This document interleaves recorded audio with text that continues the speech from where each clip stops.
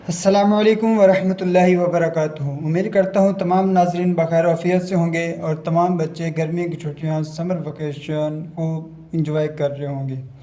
नाजरीन, आज हमारे पास जो है वो क्लास 5 का साइंस का समर पैक हम लेकर आए हैं, जो हम सॉल्व करेंगे इस वीडियो में। तो तमाम बच्चे इसको सॉल्व करने से पहले अपने पास अपनी पेंसिल शॉर्प जो जो चीज़ें रिक्वायर्ड हैं अपने पास रख लें। तो मैंने इसको सॉल्व करने के लिए जो साइंस के बुक है वो मैंने अपने पास रख लिए ताकि मुझे बार बार उठना न पड़े। तो नाजरीन, आइए चलते हैं समर पैक की तरफ। और पहला हमारा जो चैप्टर है वो हमारे पास है इन्वायरमेंटल पॉल्यूशन। इन्वायरमेंटल पोल्यूशन क्या होता है, साथ ही हम बुक भी ओपन कर लेते हैं ताकि हमें मज़ीद बार बार उठना ना पड़े। तो इन चैप्टर नंबर 4 है मेरे पास, पेज नंबर 32 है इन्वायरमेंटल पोल्यूशन। इन्वायरमेंटल पोल्यूशन कहते हैं किसको हैं?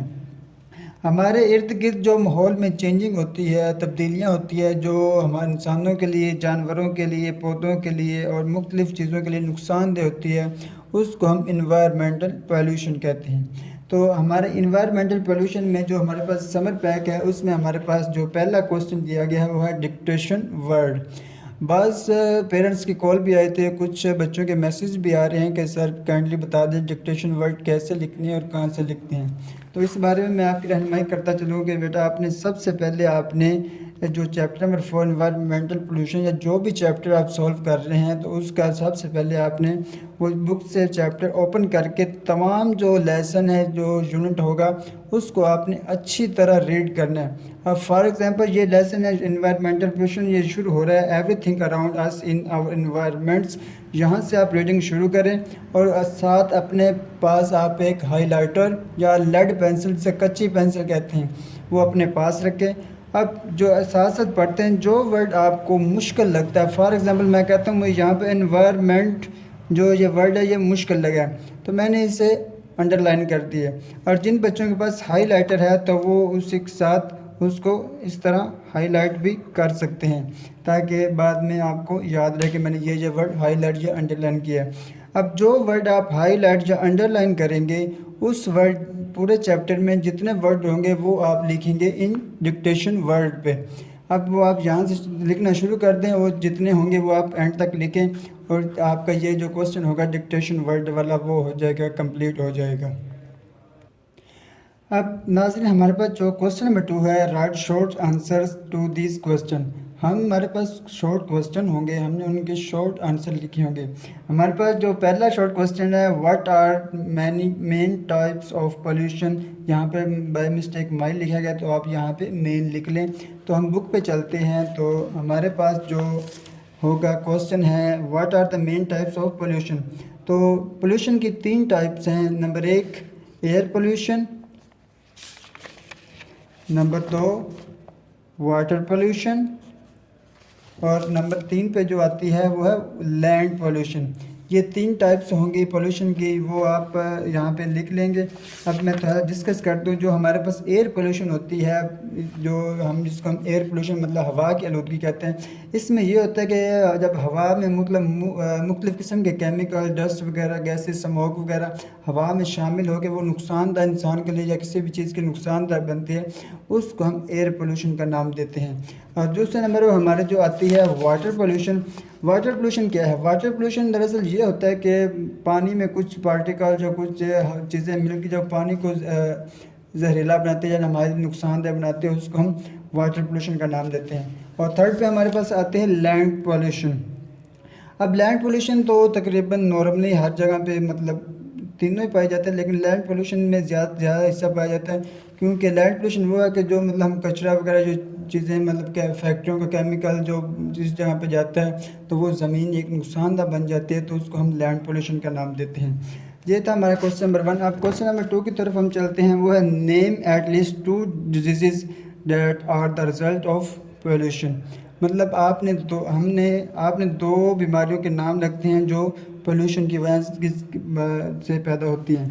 तो आप यहाँ पे मेरे पास पेज नंबर 34 पे है कि मतलब वाटर ऑफ पोल्यूशन। तो यहाँ पे आप देख लें, मेरे पास है ड्रिंकिंग वाटर मतलब कलोरिया, टाइफाइड, डायरिया, हेपेटाइटिस। मतलब मुख्तलिफ़ किस्म की बीमारियाँ आप मतलब और भी देख लें मतलब जैसे हम लैंड पोल्यूशन में आ जाए हमारे पास मलेरिया भी आता है, डेंगू भी आ जाता है, ये मतलब मुख्तलिफ़ बीमारियाँ हमारे पास आ जाती हैं। तो आप जो मतलब आपको ईजी लगे वो आप कोई सी 2 बीमारियाँ लिखेंगे। आगे हमारे पास आ जाता है question number 3, what is the green house effect. अब ग्रीन हाउस इफ़ेक्ट क्या होता है? अब ग्रीन हाउस इफ़ेक्ट हम बुक पे चलते हैं तो हमारे पास आ जाता है ग्रीन हाउस इफ़ेक्ट। अब यहाँ पे क्या होता है कि मतलब एक वो पौधे वगैरह लगा के ऊपर उसमें शीशे का एक घर नुमा बना दिया जाता है कि उसमें मतलब जो कार्बन डाइऑक्साइड और मुख्तलिफ जो गैसेस होती है वो हवा में मतलब मिक्स होके सूरज की शुआओं के साथ इस पे पड़ें तो मतलब वो एक ग्रीन हाउस इफ़ेक्ट का मतलब प्रोसेस बन जाता है। अब इसका जो आंसर होगा वो हमारे पास होगा carbon dioxide and other gases in the air work like the glass of greenhouse and trap the sun heat. This process is called greenhouse effect.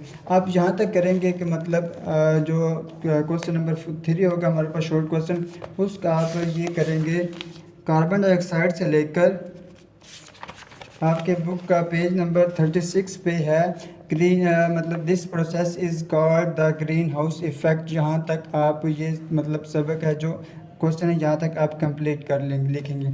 आगे हमारे पास क्वेश्चन जो लॉन्ग क्वेश्चन आ जाते हैं, right the answer the this question.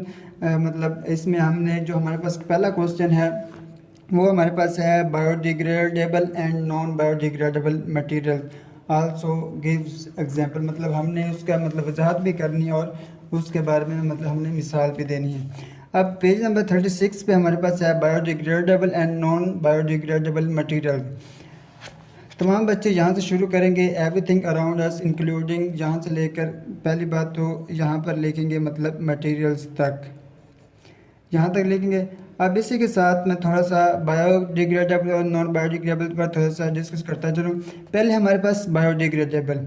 अब biodegradable दरअसल है क्या चीज़?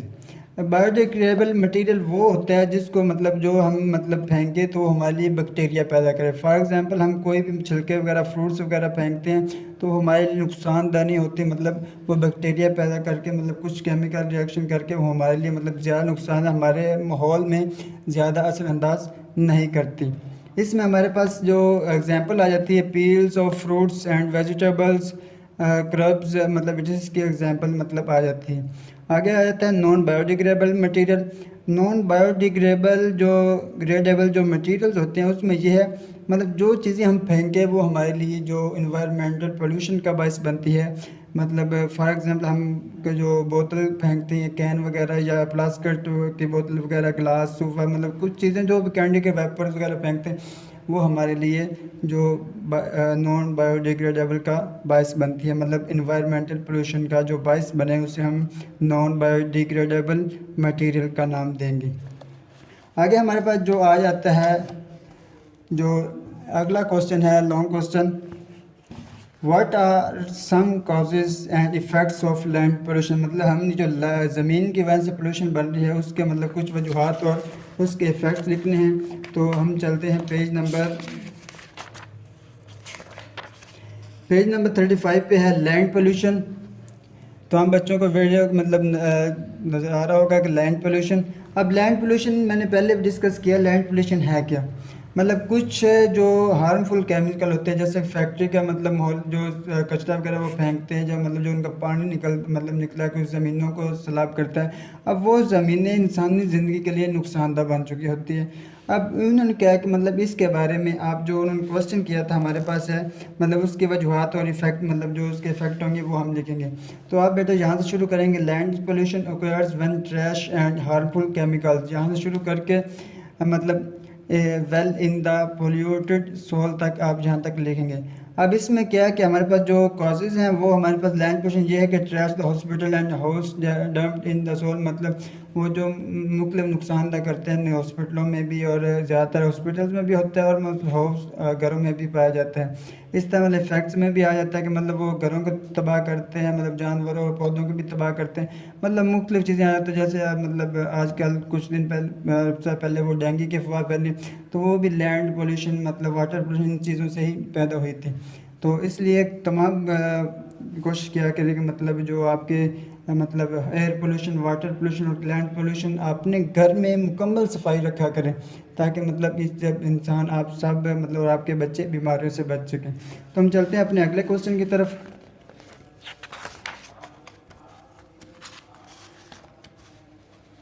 हमारे पास जो इसका लास्ट क्वेश्चन है, what are the impacts of burning fossil fuel. मतलब हमारे पास जो बर्निंग फॉसिल फ्यूल है उसका इफ़ेक्ट क्या है, तो वो हमारे पास ये है जो हमने पहले ग्रीन हाउस इफ़ेक्ट पढ़ा था पेज नंबर 35 पे, तो उसका मतलब हिस्सा है ये। तो इसको हम मतलब यहाँ पे ये ग्रीन हाउस इफ़ेक्ट था, तो पेज नंबर हम 36 पे जाएंगे फर्स्ट पे। तो यहाँ पे आ जाता है when people burn fossil fuel, मतलब जब लोग कोयला वगैरह इस तरह की चीज़ें चलाते हैं तो कार्बन डाइऑक्साइड और मुख्तलिफ गैसें, ज़ाहिर बात है वो तो पैदा होंगी। तो इसलिए मतलब वो ग्रीन हाउस इफेक्ट मतलब वो इस तरह के मतलब काफ़ी रिएक्शन वगैरह पैदा होते हैं। तो ये आप यहाँ से शुरू करेंगे, when people burn fossil fuel coal oil and natural gases, यहाँ से शुरू करके आप यहाँ तक लिखेंगे this is called global warming. ज़ाहिर बात है जब हम ये चीज़ें मतलब कोयला वगैरह ऑयल वगैरह को जलाएंगे तो वो केमिकल मतलब माहौल जैसे हम एयर पोल्यूशन कहते हैं वो तो चेंजिंग होगा हमारे मतलब। तो इस चीज़ जब ये चेंजिंग होगा तो उसको हम ग्लोबल वार्मिंग कहते हैं। कभी मतलब ज़मीन गर्म हो रही है, कभी ठंडी हो रही है, तो ज़मीन गर्म से गर्म ही होती जाएगी जैसे अगर माहौलियाती आलूदगी ज़्यादा से ज़्यादा होगी। तो ये था हमारा चैप्टर नंबर 4 साइंस क्लास 5 का, जिसे जो इन्वायरमेंटल पोल्यूशन था। तो इंशाल्लाह मिलते हैं अगले अगले चैप्टर के साथ।